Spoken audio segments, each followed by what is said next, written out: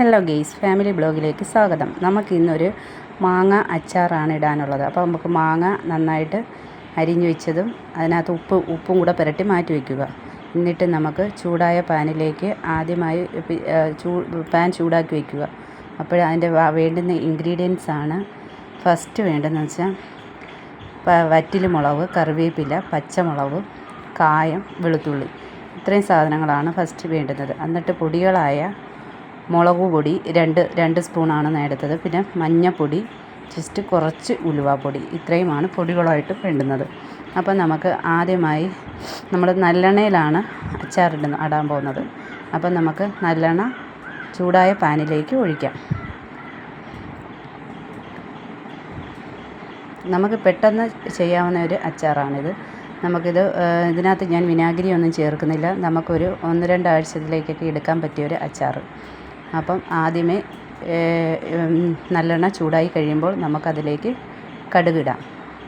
അത് കഴിഞ്ഞ് ഗെയ്സ്, കടുക് ഒന്ന് പൊട്ടി ഇത് വരുമ്പോഴത്തേന് നമുക്ക് അടുത്തതായി ഇടാൻ വേണ്ടത് വറ്റൽമുളക് ഇടാം. അടുത്തതായിട്ട് വറ്റൽമുളകൊക്കെ പൊട്ടിട്ട് അത് കഴിഞ്ഞ് കറിവേപ്പില. ഇത്രയും ജസ്റ്റ് ഒന്ന് മൂത്ത് വരിക. അപ്പോൾ പച്ചമുളക് ഇടുക. പച്ചമുളക് ഇട്ട് കഴിഞ്ഞിട്ട് അടുത്തതായിട്ട് അപ്പോൾ തീ ഒന്ന് ഓഫാക്കി വെക്കണം. പിന്നെ ഇതൊക്കെ ഇട്ട് പൊട്ടുകയാണ്. അടുത്തത് ചെറിയ തീ ഓണാക്കിയിട്ട് നമ്മൾ വെളുത്തുള്ളിയും കൂടെ ഇടുക. വെളുത്തുള്ളി ജസ്റ്റ് ഒന്ന് നല്ല രീതിയിൽ മൂക്കണം. വെളുത്തുള്ളി ഒന്ന് നന്നായി മൂത്ത് കഴിയുമ്പോൾ നമുക്ക് കായവും കൂടെ അതിൽ കിടക്കട്ടെ. ഞാൻ ഈ കായമാണ് ഇപ്പോൾ ഉപയോഗിക്കുന്നത്. അപ്പം ഇതാകുമ്പോൾ നമുക്ക് നല്ലതാണ്. ഈ കായം അതിനകത്ത് കിടന്നൊന്ന് മൂത്ത് വരട്ടെ. ജസ്റ്റ് നന്നായിട്ടൊന്ന് മൂക്കട്ടെ.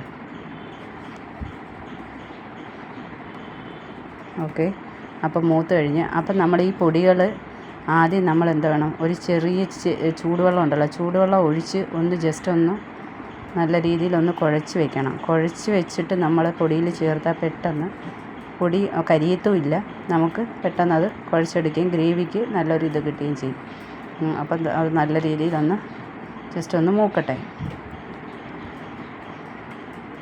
അപ്പം നന്നായിട്ട് ആ പൊടികളെല്ലാം എണ്ണയിൽ കിടന്നൊന്ന് മൂത്തിട്ട് നമ്മൾ മാങ്ങയിൽ ഉപ്പിട്ടിട്ടുണ്ട്. അന്നേരം അത്യാവശ്യത്തിന് വേണ്ടുന്ന ഉപ്പ് പൊടിയിലും കൂടെ ഇടുക.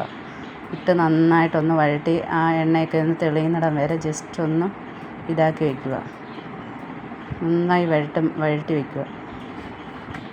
എന്നിട്ട് നമുക്ക് ഈ ഉപ്പിട്ട് വെച്ചിരിക്കുന്ന മാങ്ങ അതിലേക്ക് ചേർക്കാം. അപ്പോൾ നമ്മൾ വേണം, തീ ജസ്റ്റ് ഒന്ന് കുറച്ച് വെക്കണം. കുറച്ച് വെച്ചിട്ട് വേണം മാങ്ങ അതിനകത്തേക്ക് ചേർക്കാൻ. അപ്പോൾ മാങ്ങയൊക്കെ ചേർത്ത് എല്ലാ ഭാഗത്തും കൂടെ അരപ്പൊക്കെ ഒന്ന് പിടിക്കുന്ന രീതി ജസ്റ്റ് ഒന്ന് ഇളക്കിയെടുക്കുക. പിന്നെ നമുക്ക് ഒരുപാട് വേവാൻ പാടില്ല. അപ്പം നമുക്ക് നല്ല പച്ചയിൽ ചവച്ചെടുക്കാം. ഓക്കെ, അപ്പോൾ ഈ വീഡിയോ ഇഷ്ടമായെങ്കിൽ എല്ലാവരും ലൈക്കും സബ്സ്ക്രൈബും ചെയ്യും.